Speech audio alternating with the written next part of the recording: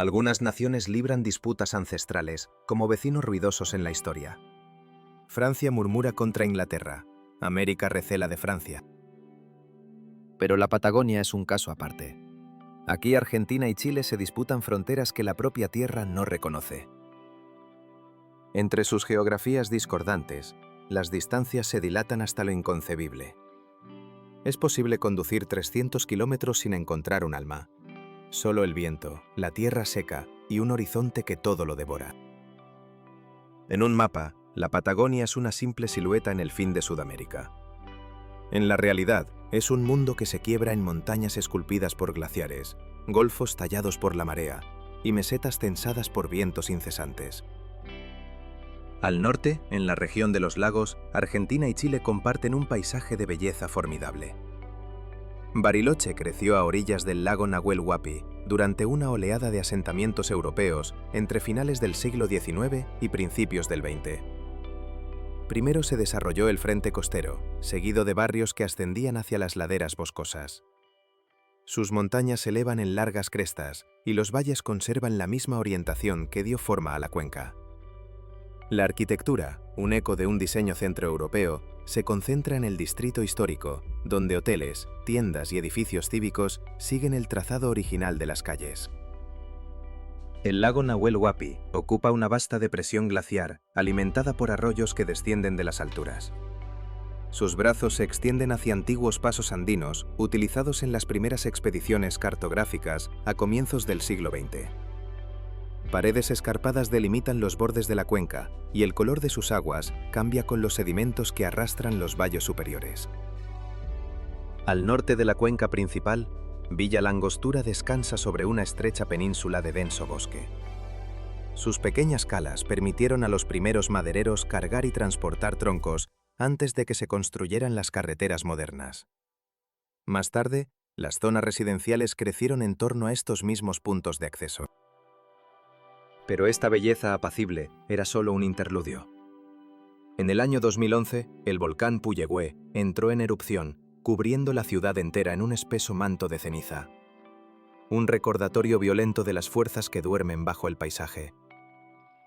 El corredor de los 7 lagos sigue una cadena de cuencas glaciares dispuestas a lo largo de un estrecho sistema de valles. Cada lago revela una tonalidad distinta de azul, un secreto dictado por su profundidad y sus sedimentos.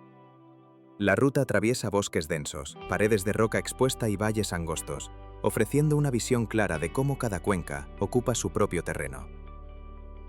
Al otro lado de los Andes, en Chile, Puerto Varas se asoma al lago Llanquihue. Las casas de madera de la ciudad son herencia del asentamiento alemán de mediados del siglo XIX, cuando los esfuerzos de colonización reformaron la orilla sur del lago. Desde sus calles, la mirada se encuentra directamente con la imponente cadena volcánica al otro lado del agua. Aquí el ser humano edifica sus refugios y traza sus caminos, importando estilos de mundos lejanos. Pero lo hace siempre bajo la sombra de los volcanes y a merced del viento. En Patagonia, toda construcción es temporal, toda frontera es una ilusión. La única soberanía real es la de la tierra misma, indiferente y eterna. Desde tiempos inmemoriales, las aguas del lago Llanquihue han sido el ancla geográfica de las comunidades que florecieron a su alrededor. La vida se aferró a los puntos accesibles de su litoral, allí donde se erigieron los primeros muelles y se establecieron los caladeros de pesca. En sus tramos más amplios, el lago se convierte en un inmenso mirador, un escenario líquido que ofrece vistas ininterrumpidas de las cumbres cercanas. Fue desde estas mismas orillas donde los primeros observadores registraron la furia volcánica durante el siglo XIX. El volcán Osorno se alza como un cono de definición casi perfecta, dominando las estribaciones que lo rodean. La nieve cubre sus laderas superiores durante todo el año, trazando una frontera perpetua entre la cumbre nívea y la oscura roca volcánica que yace debajo. A menor altitud, el terreno revela amplias superficies moldeadas por la lava antigua, crestas y canales que descienden en direcciones inequívocas, testigos silenciosos de un pasado incandescente. Cerca del cono, la vegetación se rinde, reemplazada por desolados campos de roca. En las profundidades de los Andes, el lago Todos los Santos ocupa una cuenca encajonada entre varios picos. Las aguas que descienden de las cumbres le otorgan su característico matiz esmeralda. Su ribera es apenas una franja estrecha, asediada por murallas boscosas que ascienden abruptamente desde el borde del agua.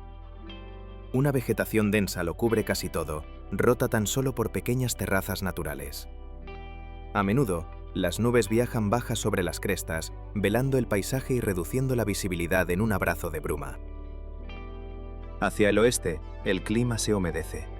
El paisaje comienza a someterse a la influencia de la costa. Nos adentramos en un mundo regido por la niebla y las mareas, la isla de Chiloé. Castro, la villa más antigua y extensa de la isla, despliega su centro sobre una serie de terrazas que descienden hacia la bahía.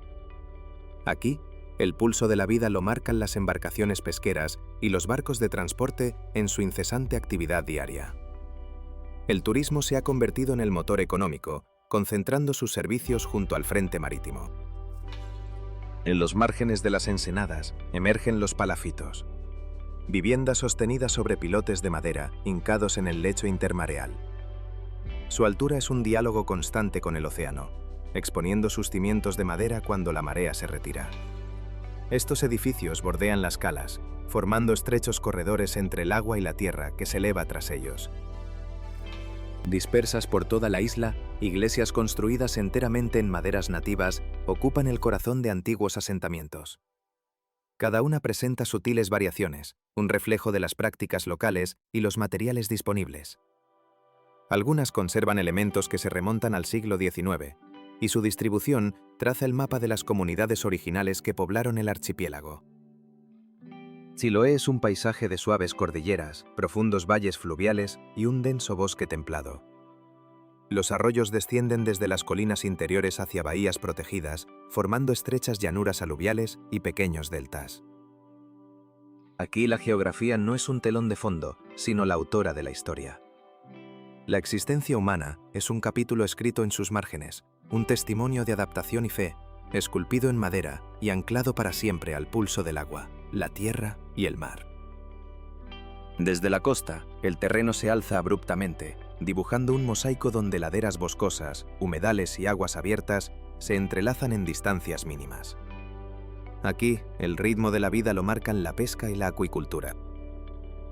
Con las primeras luces, las pequeñas embarcaciones abandonan las calas. Su destino, los caladeros locales, en busca de la merluza, el marisco y las algas que sustentan a la comunidad. En los canales más anchos, las granjas de mejillones y salmón trazan en el agua geometrías de plataformas y boyas, cuyas cosechas viajan hacia los puntos de procesado, enclavados junto a las bahías principales. Pero es la marea quien ostenta el verdadero gobierno sobre el movimiento en los asentamientos. El nivel del agua fluctúa drásticamente a lo largo del día, revelando lodazales, postes de anclaje y los cimientos desnudos de los palafitos. Con la bajamar, las barcas reposan sobre el sedimento. Horas más tarde, con la pleamar, esos mismos lechos se transforman en canales navegables. De este pulso oceánico dependen las faenas de reparación, las operaciones de carga y descarga y las breves travesías por la costa. En el corazón de la Patagonia chilena, la naturaleza ha esculpido una obra maestra. El lago General Carrera, chelenco en la lengua tehuelche, hace honor a su nombre, aguas turbulentas. Es el espejo de agua más grande de Chile y el segundo de Sudamérica. Vientos impetuosos azotan con frecuencia su cuenca, levantando un oleaje cuya cadencia recuerda a la del mar abierto. Bajo la luz directa, sus aguas revelan un intenso color turquesa, un pigmento nacido de finos sedimentos glaciares en suspensión. Y en un tramo de su orilla, emergiendo de las profundidades, se alzan imponentes estratos de mármol. Rocas con una edad aproximada de 300 millones de años, forjadas durante el Paleozoico superior. Tras el último periodo glaciar, hace unos 15.000 años, el agua del deshielo y la erosión de las olas ensancharon las fracturas existentes, horadando en la roca una red de cavidades y pasadizos. Las superficies visibles exhiben vetas blancas y grises, un lienzo que delata las variaciones en la densidad de sus minerales. En el interior, la luz del sol se filtra a través del lago, tiñendo las paredes inferiores de tonos verdes y azules irreales. Por encima de la línea de flotación, la roca recupera su paleta original. Cada ángulo de visión revela una nueva sinfonía de color. Dejando atrás el mundo insular, la ruta se une a la carretera austral. 1.200 kilómetros concebidos para conectar los paisajes hasta entonces aislados de la región de Aisén. Pero esta no es una carretera convencional. Gran parte de su trazado es aún de grava, una cicatriz de tierra que se adapta a los contornos naturales de fiordos, valles y cuencas glaciares, territorios que carecieron de conexión terrestre continua hasta finales del siglo XX. Esta carretera no es solo una vía de transporte, es un testimonio de la voluntad humana frente a una geografía indómita. Un hilo tendido sobre un paisaje esculpido por el tiempo geológico y el pulso incesante de los elementos. Aquí, en los confines del mundo, cada viaje es un recordatorio de nuestra escala efímera ante la majestuosidad perdurable de la Tierra. El tramo norte se adentra en una selva húmeda y templada, un dominio de coigües y mañíos. Paredes de granito se alzan, verticales, flanqueando el camino, mientras las nubes bajas a menudo velan la visibilidad sobre el dosel arbóreo. A largos intervalos, emergen pequeños asentamientos sobre terrazas llanas que bordean los fiordos. Cada poblado está separado por cruces en ferry que tejen los fragmentos de la costa, y la vasta distancia entre ellos es un testimonio de las escasas rutas terrestres que existían antes de que se completara la carretera. El tramo interior se sumerge en valles esculpidos por el hielo ancestral, donde el bosque da paso a terrenos más amplios y abiertos. Largos lagos de un turquesa profundo ocupan las depresiones entre las cordilleras. Su color, un regalo del agua que desciende de cuencas superiores. Cerca del ecuador de la ruta, Puyuhuapi se aferra a un fiordo angosto. Fundado en la década de 1930 por familias inmigrantes, el asentamiento conserva un trazado lineal a lo largo de la orilla, con sus casas y talleres de madera orientados hacia el agua. Al sur del pueblo, el terreno se vuelve más abrupto. La carretera asciende por laderas surcadas por cascadas que se precipitan desde altos acantilados. Con el aumento de las precipitaciones, la vegetación se vuelve más y más densa. Un sector de la ruta alcanza la cuenca drenada por el río Baker, el más caudaloso de Chile. Sus cabeceras nacen en el lago General Carrera y el lago Bertrán, dando lugar a un denso color turquesa, producto de las partículas glaciares en suspensión. El río avanza con rapidez a través de un amplio valle, bordeado por laderas boscosas y largos bancos de grava modelados por el flujo estacional. Varios afluentes se unen al Baker en su avance hacia el Pacífico. En la confluencia con el río Nez, dos acuarelas distintas se encuentran: el cauce turquesa del Baker y el flujo más claro y opaco del Nez, derivado del deshielo de un glaciar activo. Puentes de madera y colgantes salvan los tramos estrechos del río, conectando los asentamientos a lo largo de la carretera austral. Estos cruces ofrecen vistas nítidas de las cordilleras circundantes, del ancho lecho del río y de la cambiante anchura del cauce a medida que se acerca a los valles inferiores. La vegetación de las riberas alterna un denso bosque perenne con estrechas barras de grava que se hacen visibles cuando el nivel del río desciende. Mientras la carretera prosigue hacia el sur, el valle vuelve a estrecharse, conduciendo hacia las montañas que custodian el ventisquero colgante de Kula. El valle se angosta en la entrada del Parque Nacional Kula. La humedad aumenta de forma constante y el bosque forma un dosel impenetrable en las laderas más bajas. Bandas de nubes se ciñen a las cumbres más altas, ocultando brevemente partes de la ladera. El sonido del agua es una constante, un murmullo que emana de los arroyos que descienden por el terreno escarpado. Allí, sobre una pared de roca vertical, el ventisquero colgante descansa sobre una amplia plataforma de hielo. Un titán suspendido en el tiempo, un monumento silencioso a la fuerza y la fragilidad de un mundo en perpetuo cambio. Una inmensa masa de hielo compacto cubre la plataforma superior, liberando el agua de deshielo a través de múltiples aberturas a lo largo de su borde. La salida principal da forma a una larga cascada que se precipita directamente sobre el lago, en la base del circo glaciar.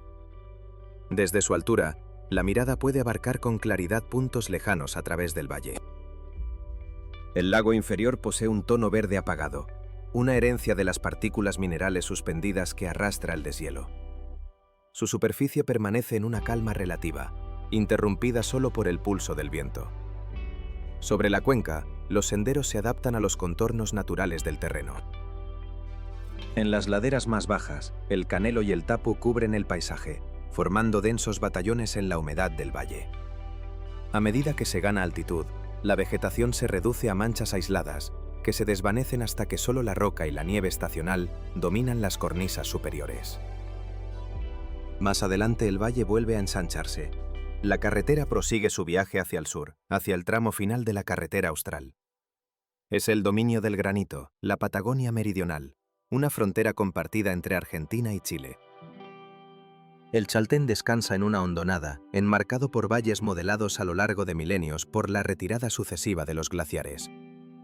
El asentamiento marca el umbral donde la estepa abierta cede el paso a las laderas boscosas y a las primeras crestas de los Andes orientales. Desde los límites del pueblo parten los senderos, siguiendo las curvas de nivel hacia tierras más altas. Desde estas puertas de entrada, los picos de granito se revelan, uno tras otro. El monte Fitzroy se yergue a la cabeza de uno de estos valles, emergiendo de un conjunto de afiladas aristas.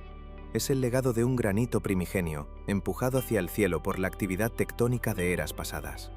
Sus caras son murallas verticales y crestas angostas que delatan la alineación de las líneas de fractura en el corazón de la roca. La luz alcanza cada pared desde un ángulo distinto, iluminando las aristas en una secuencia solemne.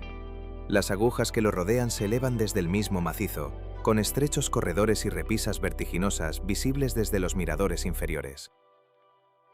Al oeste del Fitzroy se alza el Cerro Torre, una aguja de granito de inclinación casi imposible. El pico se conecta a una breve cadena de cumbres secundarias, todas alineadas sobre la misma cresta. Un glaciar compacto ocupa la cuenca a sus pies, alimentando un pequeño lago que a menudo alberga fragmentos de hielo.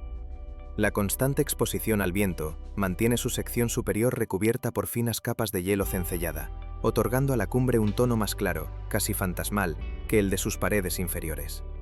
Su perfil escarpado y su forma aislada lo convierten en un hito inconfundible en el horizonte de El Chaltén. Al sur de estos valles, las formaciones dan paso a las Torres del Paine.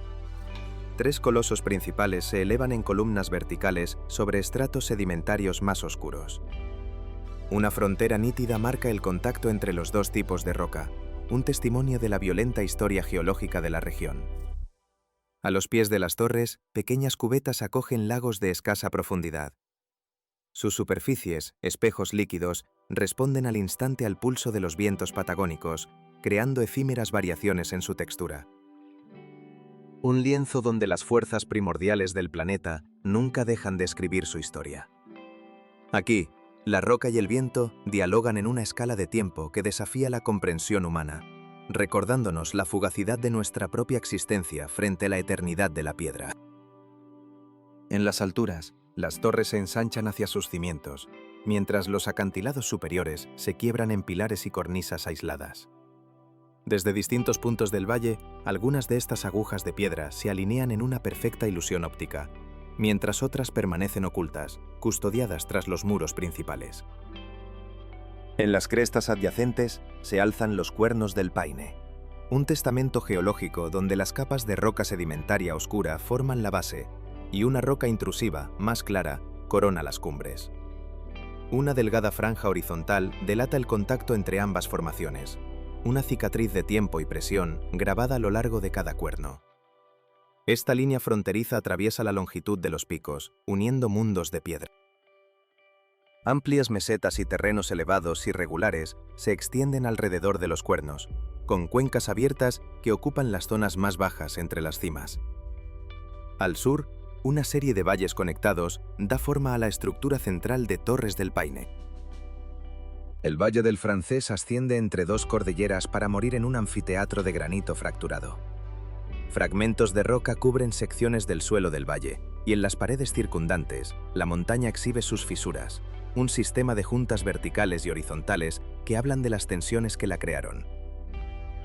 Hacia el este, el lago Nordenskjöld ocupa una larga cuenca alineada con el valle.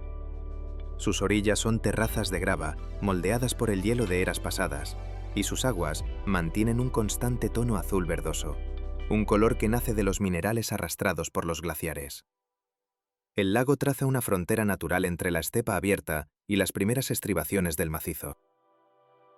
Lejos, al oeste, el lago Poe descansa directamente bajo las torres principales. A lo largo de sus costas se revelan plataformas de poca profundidad antes de que la cuenca se hunda en la oscuridad. Durante los días de calma, el agua es tan clara que desvela estos secretos cercanos a la orilla. Estos valles y lagos interconectados son el vínculo natural hacia las cuencas más altas, allí donde nacen los grandes glaciares.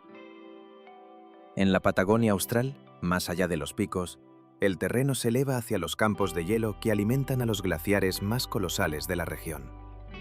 Desde las alturas, el Perito Moreno se despliega, un río de hielo que abarca todo el ancho del valle antes de fundirse con el lago argentino. Su frente se extiende a lo largo de más de 5 kilómetros, elevándose bruscamente sobre las aguas. Bandas de compresión atraviesan la pared de hielo, distinguiendo las capas de nieve antigua y compactada de las más recientes.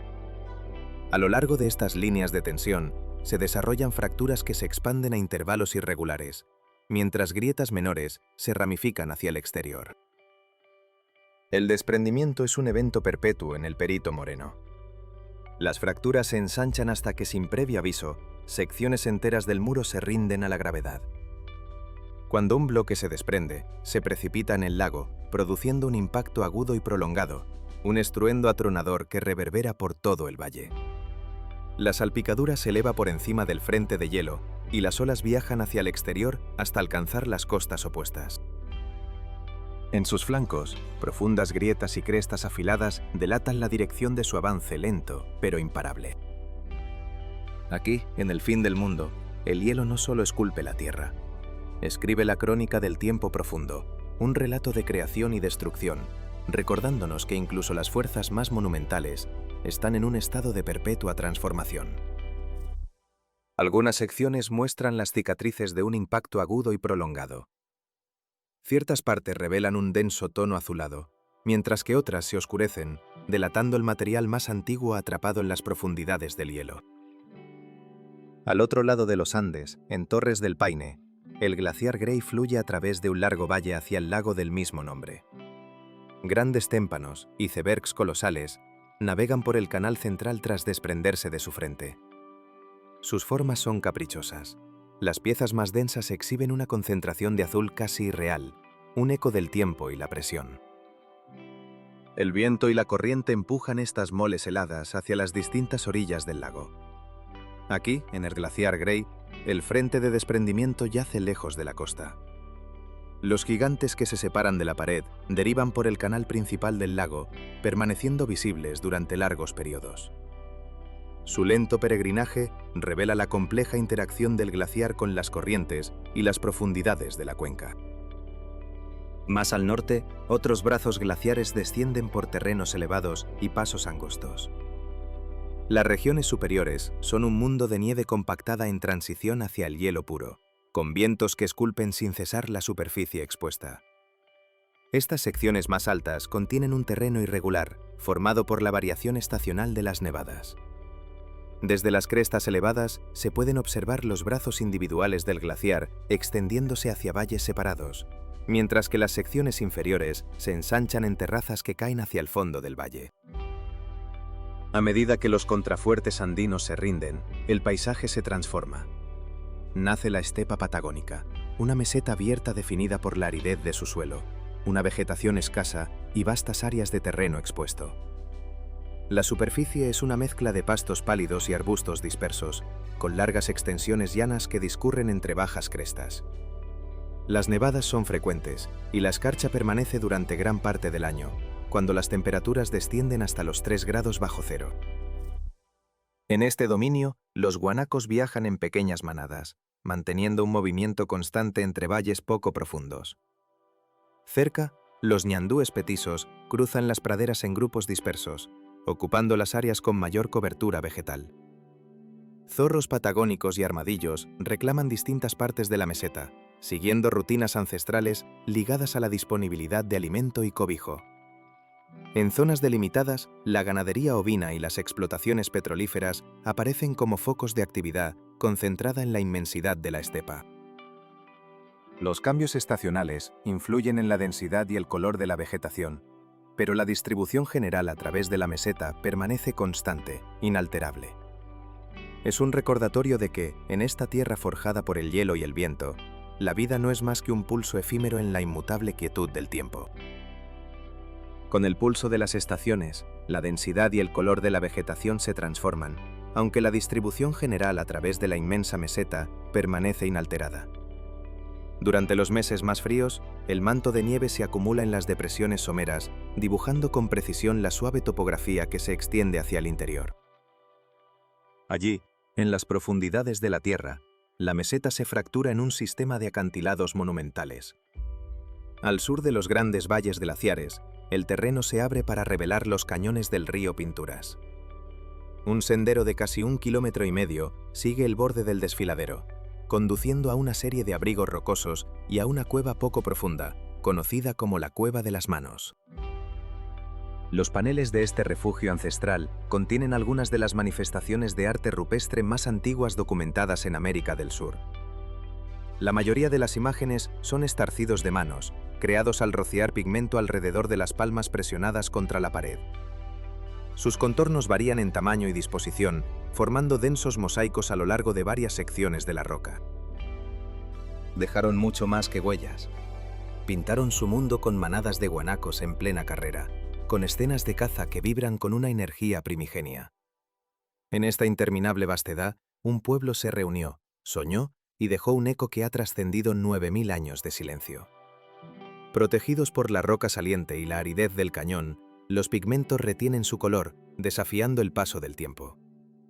En varios paneles, las plantillas más tardías se superpusieron a las más antiguas, creando un palimpsesto de generaciones. Fuera del refugio, las vicuñas se mueven con sigilo por las crestas bajas. Su dominio son las mesetas abiertas que se extienden por este rincón del interior. Desde aquí, la Tierra desciende hacia el Atlántico, encontrándose con una serie de golfos y ensenadas donde las especies marinas se congregan siguiendo ciclos estacionales predecibles. La península Valdés se proyecta en el océano como una plataforma de estepa seca, bordeada por golfos resguardados y bahías de aguas poco profundas. Durante la temporada de cría, la ballena franca austral se reúne en estas aguas protegidas. Utilizan las tranquilas ensenadas para descansar, aparearse y amamantar a sus crías. Su presencia estacional se recuperó después de que la caza comercial disminuyera durante el siglo XX. A menudo, los individuos son identificados por los patrones de callosidades en su piel, marcas únicas que permanecen inalteradas durante toda su vida. En el corazón de la península, Punta Norte presenta otro rasgo característico de esta costa. La orilla está formada por playas de guijarros y plataformas de roca en suave pendiente, creando las condiciones exactas para que las orcas se aproximen durante mareas específicas. Su actividad se alinea con la presencia estacional de las crías de lobo marino, que se congregan en la parte alta de la playa. Cuando la marea alcanza la plataforma, permite a las orcas adentrarse en las aguas someras. Es un instante de tensión pura, un cálculo perfecto entre el poder, el tiempo y la oportunidad. Un drama ancestral que se repite, no grabado en roca por la mano del hombre, sino escrito en el lenguaje del instinto, en la frontera misma donde la tierra y el mar dictan las leyes eternas de la supervivencia. Avanzan hacia la rompiente con un ángulo preciso, una geometría de caza dictada por el mar.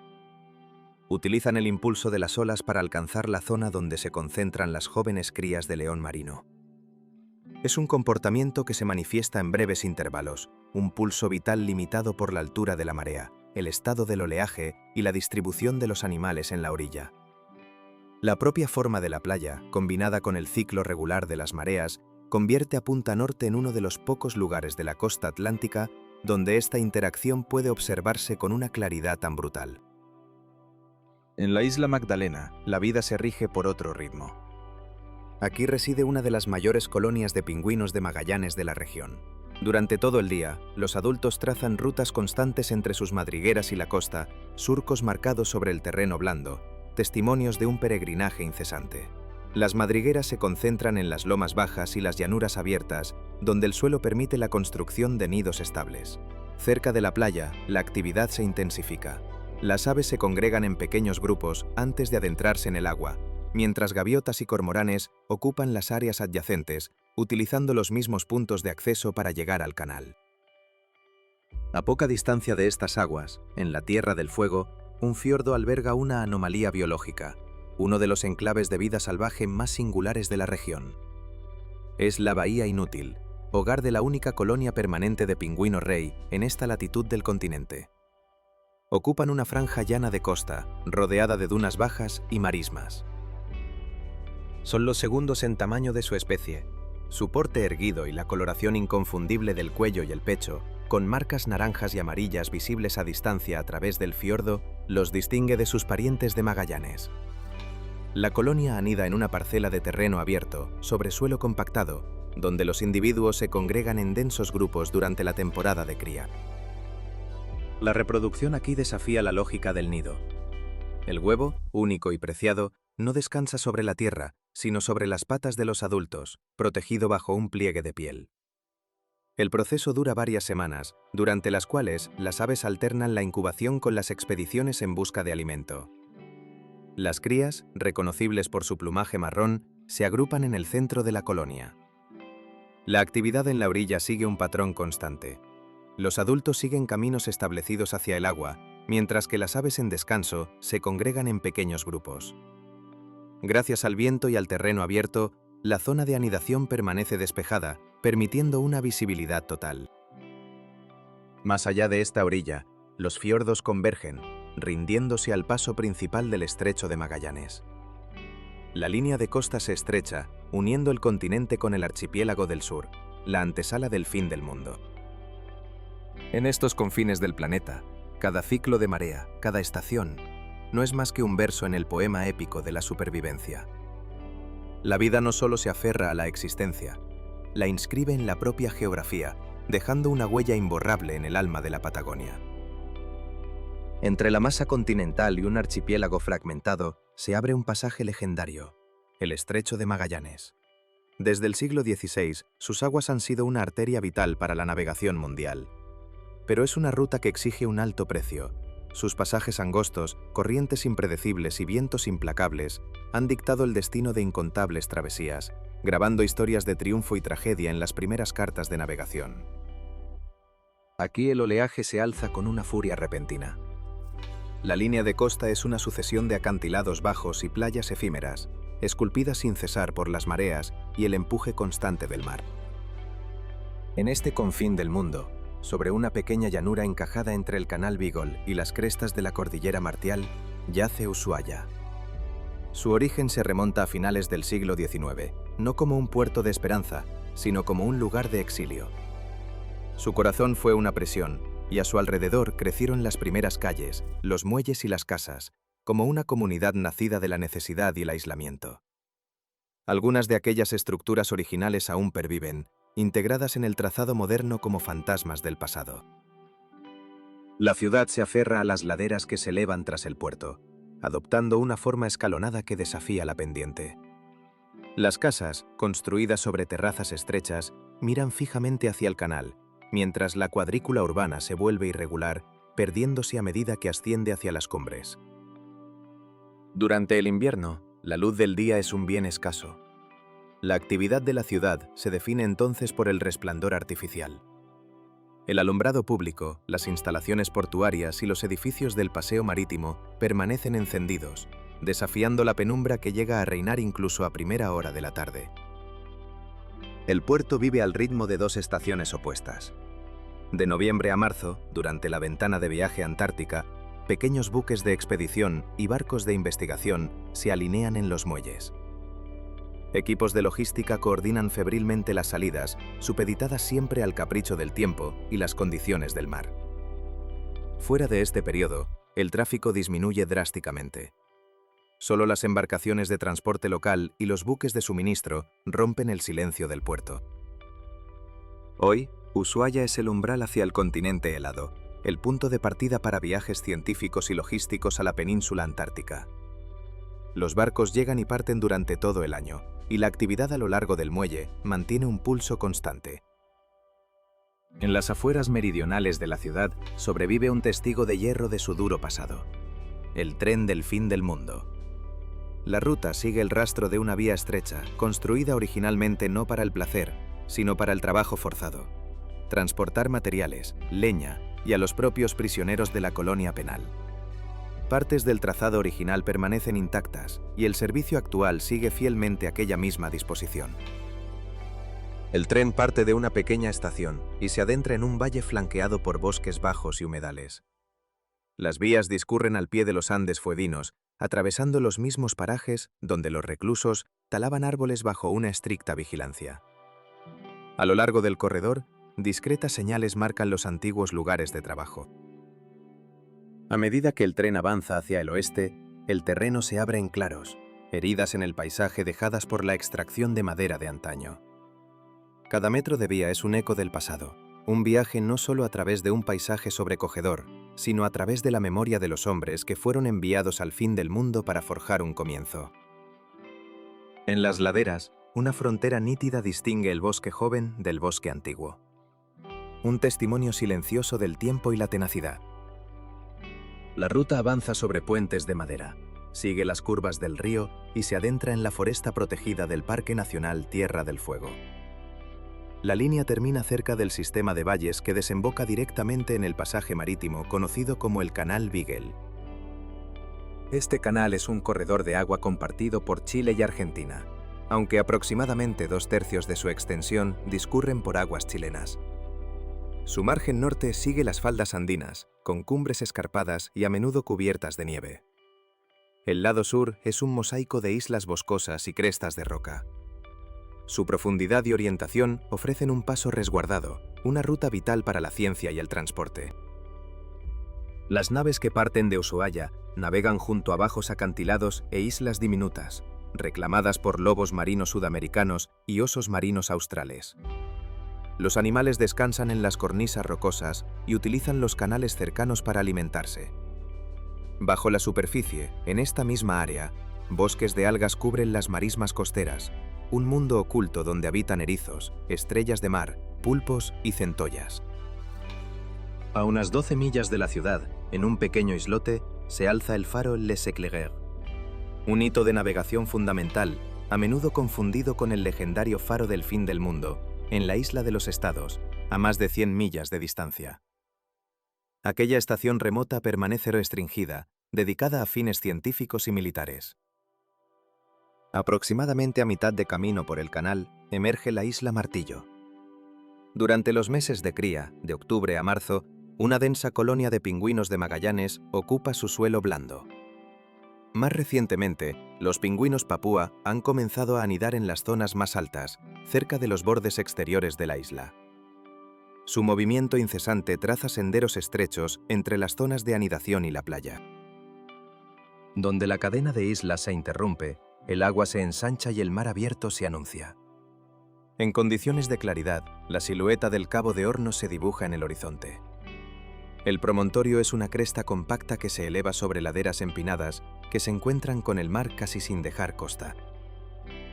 Las aguas circundantes se conectan con el pasaje de Drake, un dominio de vientos y oleaje. Los registros históricos dan fe de los numerosos naufragios ocurridos en este pasaje durante los intentos de cruzar entre el Atlántico y el Pacífico. En este punto, ninguna tierra interrumpe ya la ruta hacia el Océano Austral. Cuando el viaje termina, la Patagonia perdura como una quieta imagen remanente. La luz sobre la roca, el viento sobre la tierra abierta y el distante crujido del hielo. Estas impresiones permanecen más tiempo que los propios lugares.